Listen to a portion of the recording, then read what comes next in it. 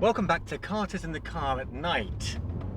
And tonight we want to discuss, raise a few questions and spend a moment talking about the last few months that we've all lived in 2020. A few months is like half a year, more than. It's been a while. Yeah. And who would have thought it would have gone on so long, and it seems that things are getting worse in some places than better. But I think one of the major factors is the psychological fallout from all of this. And you know, we've been on Bahrain in Bahrain. We got just into Bahrain just as things closed down, and so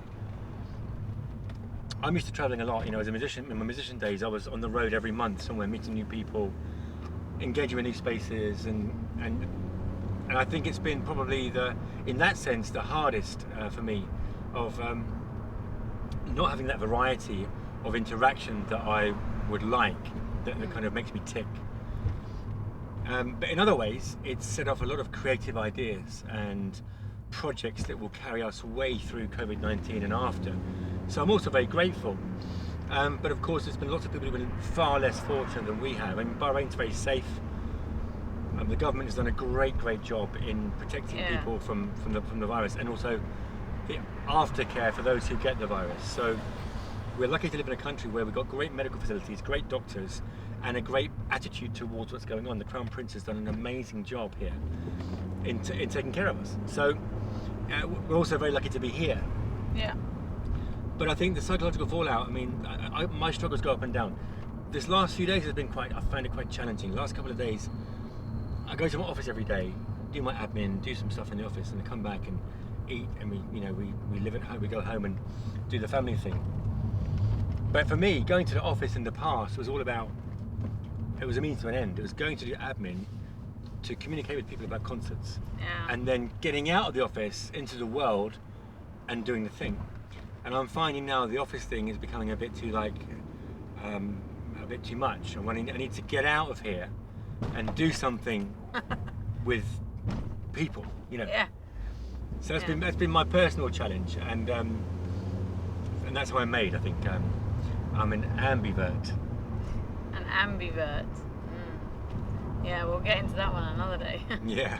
But Lydia, how about you? How's it been for you? What I know that you've. It's been a great successful year for you in terms of what's happened at home, and for you personally. So, do you want to just share a bit about your experience? Yeah. I mean, I think the biggest thing for me is that I haven't ever had a time where I haven't gone to a place of work every day, pretty much. And that's just the way I've chose to, live my life. Well, a lot of us also, we don't have a lot of choice. That's the way it is. You have to earn a wage, and I've been a single mum for most of my family life, if you like. So my son Xavi, he's now 9. So yeah, I had to work. And yeah, I was still working, but I was at home working. And so I was actually with my son. And it was the most amazing experience to spend every morning just homeschooling him and just encouraging him. And also, just because he was struggling before in school, he was really finding it difficult, and he felt, well, he had low self-esteem because he felt he wasn't capable. And the thing is, he was one of those kids that just needed that individual attention, that focus, because he doesn't have focus. So he needed someone to focus on him. And we did that, and it was pretty intense. And there were some days when I have to be honest, I screamed at him. And I'm sorry for that, Xavi. And, we forgive each other and that. But he still says, "Oh, I love your teaching, Mum. I love your teaching," which really makes me feel good. And now he's gone back to school, and it started as the best year of his schooling so far, because he's on par with all the other students. He knows what he's doing in all the subjects, and he's learned how to focus. And he's learned how to write as well, which is amazing, because his handwriting went from looking like a 5-year-old to looking like an 11-year-old, so sort of overnight. Oh, he's only 9, so it's been amazing. And just also realising for me, Jay, that it's just that time with family is so important, because I was a bit of a workaholic before, wasn't I? Yeah. I work in a school, and I'm in charge of the performing arts, and that's music and drama, and it's a pretty hectic job. But as well as that, I was also running a after-school performing arts academy, which I didn't have to do as part of my job, but it did bring extra income, and I also loved the students, and I've been doing that for a while, and it was really something I always felt I had to do. I wanted to do more, and so I would only have a one-day weekend. And actually, before I knew Jason, sometimes I would have no day weekend, often for like 4 months. I would not have a day off, and I loved that. Actually, I loved it, but it was almost like I was hiding from myself. I don't know. It's weird, really, because now, oh my gosh, I love my time with my family so much. I kind of, it's the thing I live for. So, what do you think? Yeah. I think, this has been a time of looking out for each other in terms of the community.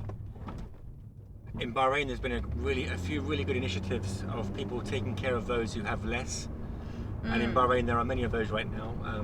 A lot of foreign expat workers who have lost their jobs like that and have nowhere to go. And there's been a lot of issues of people being rehoused and fed. And it's been great to see those things going on in the community in Bahrain. And Bahrain is really small, so it's easy to find those things. It happens around the corner from you. So tell us more about that then, Jay. Tell us about the sort of people that have really stepped up in these times. Well, I think it's been a time of people looking after each other.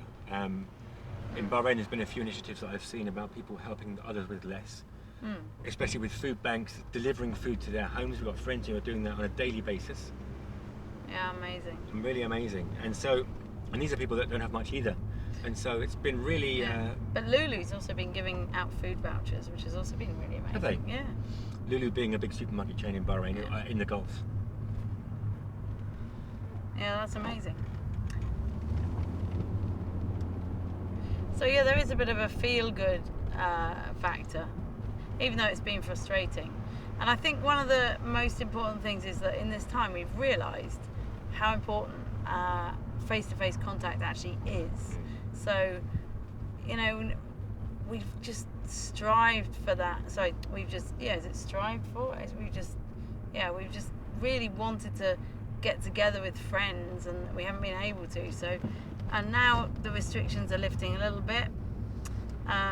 We can eat outside, and if we book in certain restaurants, we can eat, and we can. So it's a bit more free. It's a bit, and the thing is, it's about appreciating what you've got.